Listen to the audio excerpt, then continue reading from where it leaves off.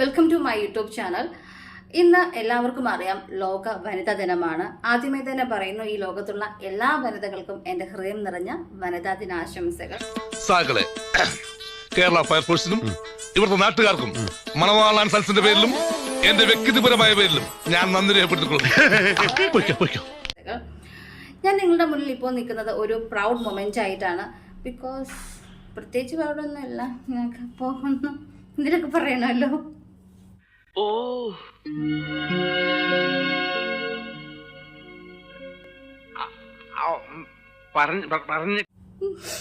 ഇല്ല, I M confident.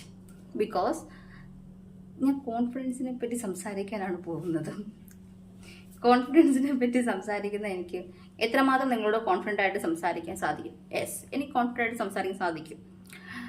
എൻ്റെ ഈ വീഡിയോ കാണാൻ നിങ്ങളിൽ പലരും പല ഇൻസെക്യൂരിറ്റീസ് വെച്ച് നിൽക്കുന്നവരാവാം.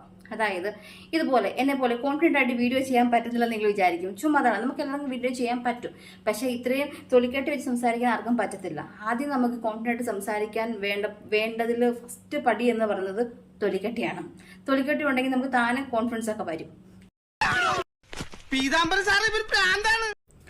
നിങ്ങൾ കോൺഫിഡൻസിനെ പറ്റി ഒരുപാട് വീഡിയോസ് കണ്ടിട്ടുണ്ടാവും അല്ലേ? നമ്മുടെ യൂട്യൂബിൽ തന്നെ സെർച്ച് ചെയ്താൽ ഒരുപാട് വീഡിയോസ് നിങ്ങൾക്ക് അവൈലബിൾ ആയിരിക്കും. കോൺഫിഡൻസ് തരുന്ന അല്ലെങ്കിൽ മോട്ടിവേഷൻ ആയിട്ടുള്ള ഒരുപാട് വീഡിയോസ് നമുക്ക് അവൈലബിൾ ആണ്. പക്ഷെ ഇതിൽ നിന്നെല്ലാം വ്യത്യസ്തമായിട്ടാണ് ഞാൻ പറയാൻ പോകുന്നത്. ഈ മോട്ടിവേഷൻ തരാൻ എല്ലാവർക്കും പറ്റും അല്ലേ? എല്ലാവർക്കും മോട്ടിവേഷനൊക്കെ തരാൻ പറ്റും. പക്ഷെ ഈ ക്യാമറയുടെ മുന്നിൽ വന്ന് ഇങ്ങനെ സംസാരിക്കണമെങ്കിൽ കോൺഫിഡൻസിനെക്കാട്ടിലും ഉപരിയായിട്ട് തൊലിക്കെട്ടിയാണ് വേണ്ടത്. അറിയാമോ? നിങ്ങൾക്കെല്ലാം മനസ്സിലാക്കേണ്ട കാര്യമുണ്ട്. കോൺഫിഡൻസിനെക്കാട്ടിലും ഉപരിയായിട്ട് തൊലിക്കെട്ടി എന്നൊരു സാധനം കൂടെ വേണം ഈ ക്യാമറയ്ക്ക് മുന്നിൽ വന്ന് എനിക്കൊന്നും മനസ്സിലാവുന്നില്ല. നമ്മളൊരു കാര്യം ചെയ്യാൻ പോകുമ്പോഴത്തേക്കിനും നമുക്ക് നെഗറ്റീവ് തരുന്ന ആൾക്കാരുണ്ട്, പോസിറ്റീവ് തരുന്ന ആൾക്കാരുണ്ട്. നെഗറ്റീവ് പറയുന്ന ആൾക്കാരാണെങ്കിൽ നമ്മൾ എന്ത് ചെയ്താലും നെഗറ്റീവ് തന്നെ പറഞ്ഞുകൊണ്ടിരിക്കും. പോസിറ്റീവ് പറയുന്ന ആൾക്കാരാണെങ്കിൽ രണ്ട് തരത്തിലുണ്ട് പോസിറ്റീവ് പറയുന്ന ആൾക്കാർ. ഒന്ന്, അതിന്റെ വരമ്പരായികളെ ചിന്തിച്ച് പോസിറ്റീവ് പറയുന്ന ആൾക്കാരും ഉണ്ട്. അല്ലാതെ തന്നെ എന്തിനും പോസിറ്റീവ് പറയുന്ന ആൾക്കാരുണ്ട്.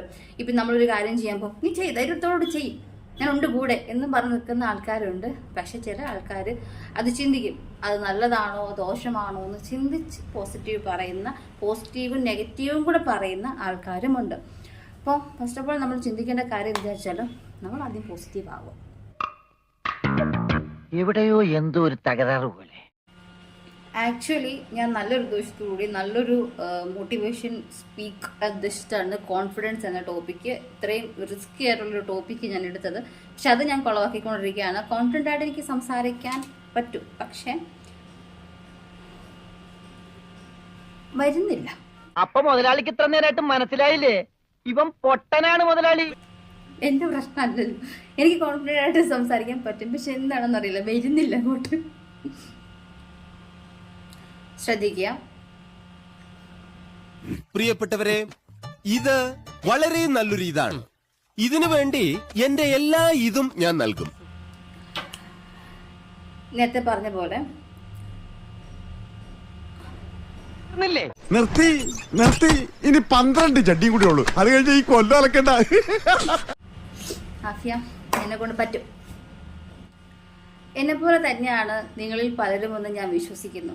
നമുക്ക് കോൺഫിഡൻ്റ് ആയിട്ട് ഒരു 10 മിനിറ്റ് ഒരാളോട് സംസാരിക്കുമ്പോഴത്തേക്കിനും നമുക്ക് തോന്നുന്ന കുറച്ച് ഫീലുണ്ട്. അതായത് ഞാൻ പറയുന്നത് ശരിയാണോ, അല്ലെങ്കിൽ ഞാൻ പറയുന്ന കാര്യം നിങ്ങൾ എത്രമാത്രം മനസ്സിലാക്കും, ഞാൻ പറയുമ്പോൾ നിങ്ങളതിനെ തിരിച്ച് കളിയാക്കുമോ, ഇങ്ങനെ ഒരുപാട് ഇൻസെക്യൂരിറ്റീസ് വെച്ച് ജീവിക്കുന്ന ഒരുപാട് ആൾക്കാർ നമുക്ക് ചുറ്റുമുണ്ട്. അതിലൊരാളും കൂടിയാണ് ഞാൻ. കാരണം ഞാൻ നേരത്തെ കാണിച്ചു, എനിക്കൊരു കാര്യം പറയുമ്പോൾ കോൺഫിഡൻ്റ് ആയിട്ട് പറയാൻ പറ്റുമോ? അതായത് ഞാൻ കോൺഫിഡൻ്റ് ആണെന്ന് ഞാൻ തന്നെ വിചാരിക്കുന്നുണ്ട്, ഞാൻ കോൺഫിഡൻ്റ് ആണ്. പക്ഷെ കോൺഫിഡൻ്റ് ആയിട്ട് ഞാൻ ഇവിടെ വന്ന് നിന്ന് സംസാരിക്കുമ്പോൾ ഞാൻ വിചാരിക്കുന്നൊരു കാര്യമുണ്ട്, നിങ്ങൾ ഞാൻ സംസാരിക്കുമ്പോൾ എന്നെ കളിയാക്കി ചിരിക്കുകയാണോ, അല്ലെങ്കിൽ അവരെന്തായിരിക്കും എന്നെപ്പറ്റി ചിന്തിക്കുന്നത്? ഇങ്ങനെ ചിന്തിക്കുന്ന, എന്നെ പോലെ ചിന്തിക്കുന്ന ഒരുപാട് ആൾക്കാർ നമുക്ക് ചുറ്റുമുണ്ടെന്ന് എനിക്ക് നന്നായിട്ട് അറിയാം. അവരോടായിട്ട് എനിക്ക് ഒന്നേ പറയാനുള്ളൂ, നിങ്ങളുടെ സമയം നിങ്ങൾ വേസ്റ്റ് ചെയ്യരുത്. കാരണം മറ്റുള്ളവർ എന്ത് ചിന്തിക്കുന്നു എന്ന് വിചാരിച്ച് നമ്മളൊന്നും ചെയ്യാതിരിക്കരുത്. നമ്മുടെ സന്തോഷത്തിന് വേണ്ടി മാക്സിമം നമ്മൾ ട്രൈ ചെയ്യാം. എല്ലാ മനുഷ്യരും അങ്ങനെയല്ലേ? ജനനത്തിനും മരണത്തിൻ്റെ ഇടയിൽ നമുക്ക് കുറച്ച് സമയമേ ഉള്ളൂ. അതാണ് ജീവിതം എന്ന് പറയുന്നത്. ഈ ജീവിതത്തിൽ നമ്മൾ മാക്സിമം ചെയ്യാൻ പറ്റുന്നത് സന്തോഷത്തോടുകൂടി ജീവിക്കുക എന്നുള്ളതാണ്. നമ്മുടെ മനസ്സിന്റെ സംതൃപ്തിയാണ്. ഫോർ എക്സാമ്പിൾ, നമ്മൾ ഒരു കാര്യം ചെയ്യാൻ പോകുന്നു, അല്ലെങ്കിൽ നമ്മൾ ഒരു ട്രിപ്പ് പോകുന്നു. എന്തിനാണ് നമ്മൾ ട്രിപ്പ് പോകുന്നത്? നമ്മളൊന്ന് ഹാപ്പി ആയിട്ടിരിക്കുക, നമ്മുടെ മൈൻഡ് ഒന്ന് ഫ്രഷ് ആകുക, ഇതിനൊക്കെ വേണ്ടിയാണ് നമ്മൾ ട്രിപ്പ് പോകുന്നത്. അപ്പോൾ നല്ലൊരു ഫുഡ് കഴിക്കുന്നു, എന്തിനു വേണ്ടി? വിശപ്പ് മാറാൻ നമ്മൾ ഫുഡ് കഴിക്കാറുണ്ട്. പക്ഷെ നമ്മൾ ചുമ്മാ ഇരിക്കുമ്പോഴത്തേക്ക് നമുക്കൊന്ന് വെളിയിൽ പോയി ചായ കുടിച്ചേക്കാം, അല്ലെങ്കിൽ നമുക്ക് നല്ലൊരു എന്താ പറയുക, ഒരു ഫുഡ് നമുക്ക് പരീക്ഷിച്ചേക്കാം എന്നൊക്കെ പറഞ്ഞ് കൂട്ടുകൂടി നമ്മൾ പോകാറുണ്ട്. അതിൻ്റെയൊക്കെ ഉദ്ദേശം എന്നാ? നമ്മൾ ഹാപ്പി ആയിട്ടിരിക്കുക, നമ്മൾ മനസ്സമാധാനത്തോടെ ഇരിക്കുക. ഇതൊക്കെയാണ് ബേസിക്കലി ഒരു മനുഷ്യൻ എന്ന നിലയിൽ നമ്മൾ ആഗ്രഹിക്കുന്നത്. പല ആൾക്കാരുണ്ട് ജോലിയിൽ സ്ട്രെസ് അനുഭവിക്കുന്ന ഒരുപാട് ആൾക്കാരുണ്ട്. ചിലപ്പോൾ അവർക്കൊക്കെ ഒരു റിലീഫ് എന്ന് പറയുന്ന ചില ആൾക്കാരുടെ വീഡിയോസ് ആയിരിക്കും. പക്ഷെ ബേസിക്കലി അവർ ആഗ്രഹിക്കുന്ന എന്താണ്? ആ വീഡിയോ കാണുമ്പോൾ അവർക്ക് കിട്ടുന്ന ഒരു സന്തോഷം, ഒരു സമാധാനം, ഇവയൊക്കെയാണ്. ചില ആൾക്കാരുണ്ട്, ഇപ്പം ഞാൻ നേരത്തെ പറഞ്ഞില്ലേ, എനിക്ക് ഓരോന്നും ചെയ്യാൻ കഴിവില്ല എന്ന് പറഞ്ഞ് വിചാരിച്ചിരിക്കുന്ന ആൾക്കാർ, നിങ്ങൾ മാക്സിമം മറ്റുള്ളവർ വെച്ച് നിങ്ങളെ കമ്പയർ ചെയ്യാതിരിക്കുക. ഇപ്പം എന്നെ തന്നെ ഞാൻ കോൺഫിഡൻ്റ് ആയിട്ട് സംസാരിക്കുന്നു എന്ന് കരുതി നിങ്ങൾക്ക് സംസാരിക്കാൻ പറ്റത്തില്ല എന്ന് കരുതിയിട്ട് എന്നെ വെച്ച് കമ്പയർ ചെയ്യരുതും. ആരാണ് നിങ്ങൾ? ഞാൻ നിന്റെ തന്ത, ഇവരൊക്കെ നിന്റെ മറ്റു തന്തമാർ. പിന്നെ ഒരു കാര്യം എനിക്ക് നിങ്ങളോട് പറയാനുള്ളത്, നമ്മളൊരു കാര്യം ചെയ്യാൻ ആഗ്രഹിക്കുമ്പോൾ ചിലപ്പോൾ നമുക്ക് ആഗ്രഹം ഉണ്ടായിരിക്കും, ഇല്ലെങ്കിൽ എനിക്കൊരു നല്ലൊരു ഡ്രസ്സ് ഇടാൻ ആഗ്രഹമുണ്ട്.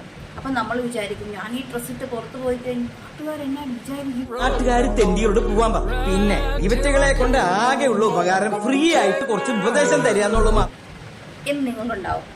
നാട്ടുകാരെ പോട്ടെ, സ്വന്തം വീട്ടിലുള്ളവരെ പോലും സമ്മതിക്കത്തില്ല അല്ലേ?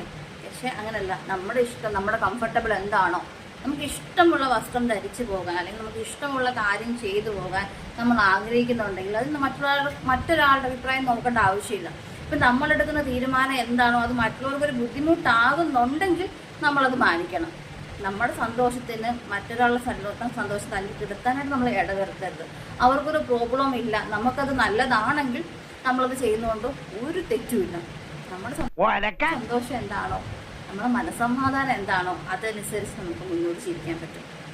ഇന്നത്തെ ഈ വനിതാ ദിനത്തിൽ എനിക്ക് എൻ്റെ പ്രിയപ്പെട്ട സഹോദരിമാരോടും അമ്മമാരോടും പറയാനുള്ള ഒരു കാര്യം എന്ന് വെച്ചാൽ, കുറേ ആൾക്കാർ ജോലിക്ക് പോകുന്നവരുണ്ടാവും, വീട്ടിലിരിക്കുന്ന ആൾക്കാരുണ്ടാവും, പഠിച്ചുകൊണ്ടിരിക്കുന്ന കുട്ടികളുണ്ടാവും.